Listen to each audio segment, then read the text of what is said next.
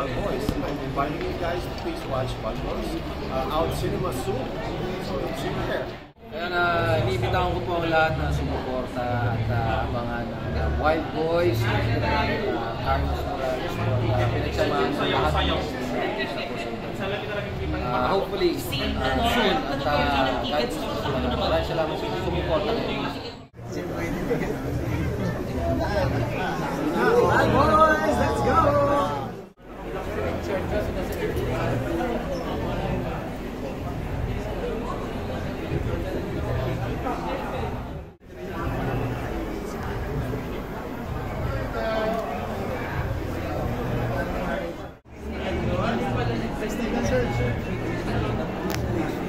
Sir, long time.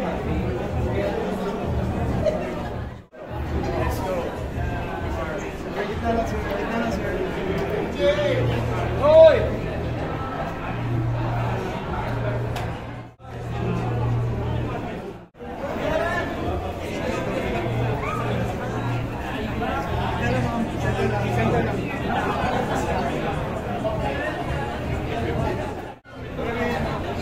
Bye! Ako dyan.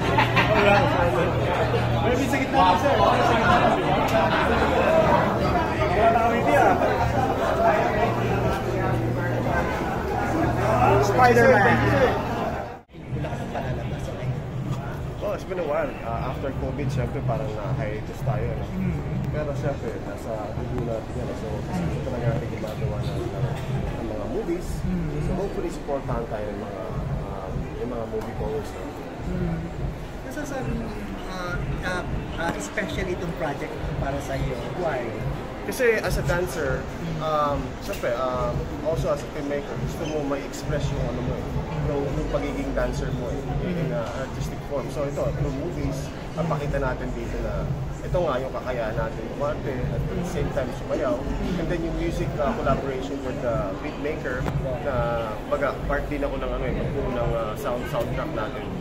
So does it mean na panay ka rin ng mga tao dito, mga pelikula tulad ng yung mga ginawa ng mga step up. Yeah.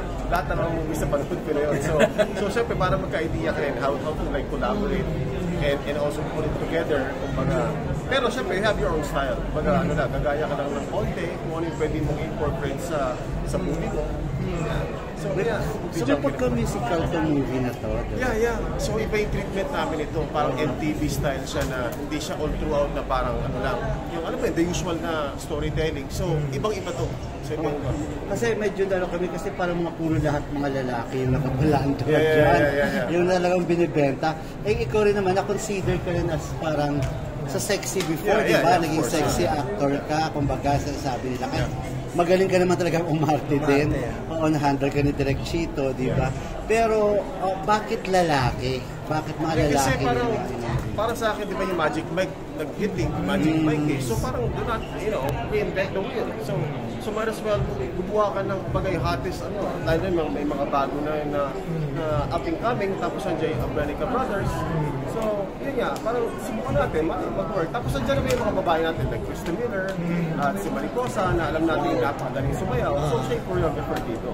So, kumbaga blend lang naman ng characters naman. Pero sexy ito, sexy film siya. Mixture siya. So, may step up din. Parang sayawan din talaga siya. So, kaya siya PG-13 kasi nga parang nilimit ko yung yung pagiging parang sex. Pero doon pa rin yun. Baga suggested na lang. Pero first directorial job mo sa film? First film mo to? Pang-apat. Talaga naka-direct ka na before pa. Yung Piring, I won Best Screenplay for World Premiere Festival. That was Second Best Picture 2016. Yeah, and then after may ginawa din akong dalawa na, pero hindi pa napapalabas kasi naayos pa namin. Kasi nahinto dahil sa COVID eh. Sa direction ka na ngayon talaga nila? Yeah, yun talaga gusto ko eh. Yun naman gusto mo? Gusto mo kaya talaga nung nakatrabaho ko like sila Chito, sila Mario Jake, tinitingnan ko yung style nila kung paano. So talaga yun ang gusto ko. Pinag-aaralan mo pa noon na. So sino yung pinakamalaking influence sa'yo sa directing? Sa tingin mo? Locally, syempre sila Direk Chito. Direk Chito. May natutunan ka talaga sa kanya. Oo. Sino pa ang gusto mo sanang i-direct pa? Sa mga kilala natin ngayong mga actors. Madami pa. The late Nora talaga, syempre. Sana, no? Mga bata kasi gusto ko more on dancing. So hopefully, meron kami part 2 nito. So, ang kalaban ng Wild Boys, mga kinukwento ko na kalaban ng Wild Boys, so parang mga Malayan, mga Korean na group. So, ano ba yung parang, parang SB19, parang gano'n. So, magkasalpuan sila doon sa dance floor, parang gano'n yan.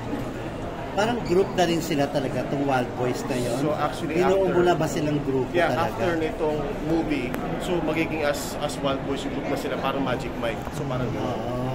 Pero direct, paano po sila napili, yung cast nyo po, especially the Abrenica brothers? Kasi ayon dun sa script na ginawa ko. So, pasok doon sa mga bawat characters, like yung Alger, yung dalawang Abrenica brothers, I didn't know na sobrang galing pala nilang sumayaw. So, nagulat ako, magaling pala talaga silang sumayaw. So, yung iba, like sila Jimboy, talagang magaling sumayaw yung mga yan eh. Tapos, may story kasi doon behind yung ano nila. So, may mga flip-toppers, kunwari dyan, na kinuha kung paano i-form yung group. Tapos si Inday yung parang tumayo na parang leader nila na bumuo ng grupo. So, may story behind every character.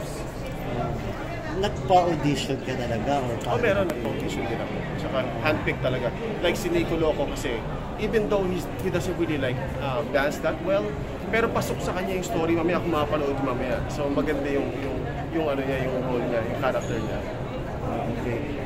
So, ikaw ba magmamanage ng all-male group na to? Kasi actually meron ng kausap na production, pero ayoko munang ibanggit kasi ano ba inaayos pa namin kung paano yung management percentage, parang gano'n. Yeah. So ako, creator lang ako, pero hindi ako binuo mo lang sila. Pero kasi hindi na rin, parang common na yung Wild Boys eh. Pero bakit Wild Boys? Pero ito ibang-iba to. So, singing dance to. So, ako yung bumuo ng, may original soundtrack kami here. Yung Wild Boys, tapos may 5 kaming song. So, hindi siya yung parang sayaw lang na Magic Mike. May mga story din po ba sa behind the cast? Original songs. Original songs, yeah. Gumawa. Namin. So, magugulat kayo sa mga songs na i-play namin. Maganda siya. Hindi sa binubuhat ko yung dahil I made the film, pero maganda siya. Ano naman klaseng wildness yung pinakita mo dito? Well, yung dalawang magkapatid, basta may pinakita sila na dapat panoorin ng mga viewers natin. So yun talagang yung boys dito went wild. Pero syempre, si Nico Loco, he always like plays that role, so yeah. Ako naman kasi, alam niyo naman before, I came from that, so ayaw na makita ng tao yun. So gusto na yung mga bagong yung mga bagong actors na, di ba? Masasabi mo may kapunggahan dito ang mga male stars mo? Oh yeah, definitely. May mga alitan din siya, syempre. R13 pala siya. Yeah, R13 siya. Ginawa namin. So medyo ganun ka. Isa sa SM, gusto nila. Gaano siya ka-sexy talaga? Or meron ka bang... Suggestive siya eh. Suggestive ba? Meron mga walang sexy parts. butt exposure, walang mga gano'n. Basta suggestive siya. Merong gano'n. Pero in a way, malinis na namin ginawa para hindi siya makat ng Pero wala kang ginawang director's cut na mas wild talaga? Meron, syempre. Meron. Sana meron kang gano'n. Bakit pa palabas namin yun? Yung uncut, director's cut. So may uncut ka talaga. So doon sa uncut na yon mas matindi yun? Meron, yes. Okay. May mga character ka ditong macho dancer. So ako yun. Ang role ko doon, ako yung macho dancer simula. Na-wash out macho dancer siya. Gusto yung sumayaw. Kaya, kumbaga nag-interview dyan si Inday. So nag-form siya ng group out of my passion. Yung vision niya na, gusto mo pala talaga magsayaw. Okay, so I'll help you out. Parang pikit pura pa. So yun ang role ko sa simula. Na kahit na 50 na ako, sumasayo pa rin ako. 50 ka na ba? Almost. Next year. Yeah. So parang consider 50 na. Kung na-maintain mo pa rin talaga, no? Physique. So, sana, diet lang. Sayo-sayo, paminsan-minsan. So, ayaw mo na umarte?